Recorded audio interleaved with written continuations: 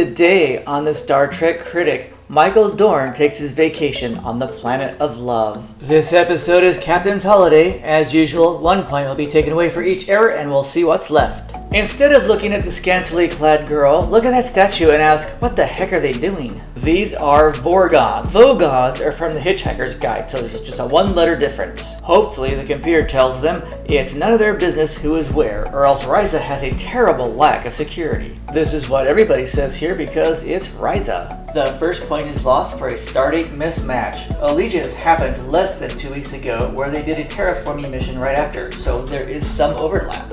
Look closely. They're traveling at high speeds, but the stars through the window aren't moving. Minus 1 point. Minus 1 point for the single set of doors on the fake turbolift. Minus 1 point for a visible mark on the ground where the captain's going to stand. Georgie's not in this show, so minus 1 point. Wesley is not in the show, minus 1 point.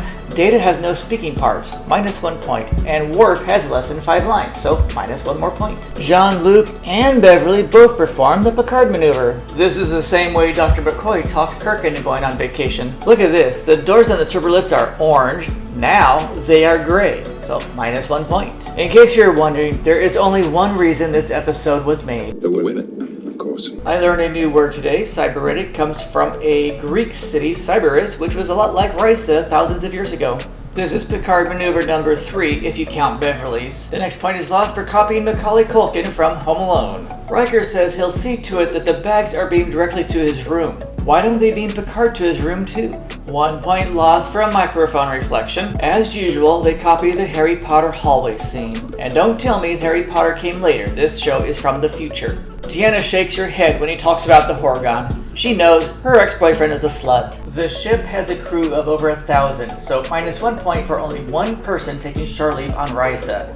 The Enterprise is going to be at Starbase 12 for repairs for 2 weeks. Half the crew should have been down. Picard gets a warm welcome. 1 point lost for 10 seconds of camera time on this girl. This is product placement, since right after Star Trek came Baywatch. Now he has to deal with obsessive Star Wars fans. This Star Wars fan wants to have sex. Yes! Picard has now turned down 5 women. Either A, he's not into women, B, it's not really free and they charge Jamal Harone to the room and he can't afford it because they don't use money in the future, or C, he forgot to pack his magic pills and makes his number 1 happy. Picard calls her the left fielder. Now the Ferengi seeks Jamal Harone. This is getting weird. Picard is thinking, shouldn't you be on Deep Space Nine? So Vash can see them. Why can't Picard and Sovak see her? Picard tells him to go back to his brother's bar. Jean-Luc performs Picard maneuver. Why aren't the women on Risa allowed to sunbathe like this? That's sexist. Picard politely tells her he can't afford it and he didn't bring his magic pills. As usual, Trek characters never listen to the teachings of Yoda. Of course, everyone on vacation says they're captain of a spaceship, but Vash didn't tell him who she was, which explains why he thinks she works there. This is a perfect "that's what she said" comment. Remember when Worf was clucking like a mother hen about security? That's why he's undercover on the surface. Picard wants to get out of this lover's quarrel, and how does he not notice this? Sovak offers to pay her weight in gold, but she passes since we all know gold is worthless. It is gold pressed latinum that has value now, so minus 1 point. This is a nice room and a nice door, but 1 point is lost for Picard not automatically calling security. He is on vacation. They never provide proof that they're from the future. Picard shakes his Horgon at the Vorgons. Picard calls them the second baseman and says it was the first baseman that hid the Tox Utat.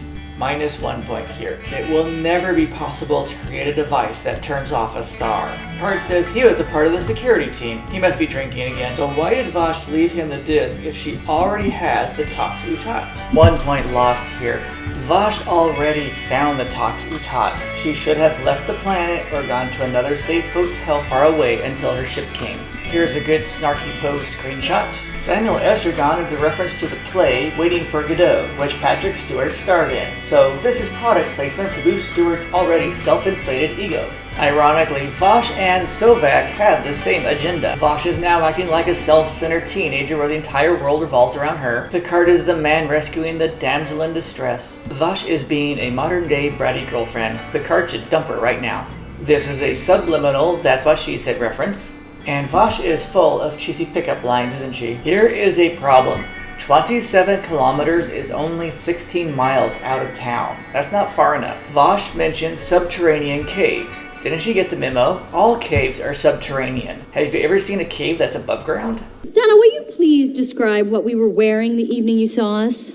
Khakis and button-down shirts. Your basic white people clothes. Picard gets to punch Sovak. -1 point for throwing a weapon into the bushes where anybody could pick it up. That is not gun safety. However, Vosh is impressed by Picard's bravery and offers her body to him as a reward. Picard mentions they are taking drugs. According to this, these caves are 16 kilometers from the hotel area, so -1 point for no other people being here. Risa is a tourist planet. There would be a cave tour, either for spelunkers or there would be a cave orgy going on. And -1 point, you would not hide something so dangerous this close to a tourist site. This means looking for love in all the wrong places. Now for an Ernie and Bert moment.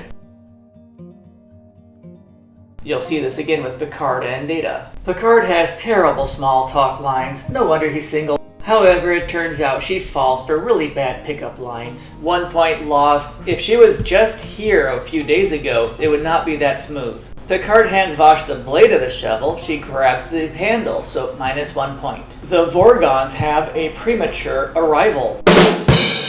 Vosh quotes Commander Riker. Vosh has no right to talk because she left that disc behind, and now comes Sovak. There is no way those two shovels could dig that much of a hole, so -1 point. Don't worry, Sovak will come back as Rom. Here is a great shot of the doors. This is the only time you ever hear about Transporter Code 14.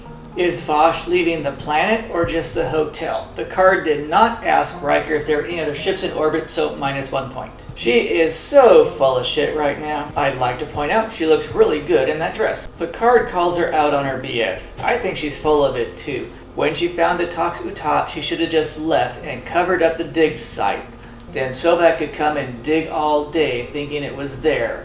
-1 point for hiding in a Horgon in plain sight, where people just grab Horgons and take off with them. You should never touch anything powerful enough to turn off a star, so -1 point. The fact that it doesn't melt them with radiation is proof it doesn't work. Vosh does her impersonation of a moonwalk. Look quick, the Vorgon also reaches for it. So they're full of it when they say history recorded that it was destroyed because they tried to get it. If the Vorgons never have sex, would they be called Vergons?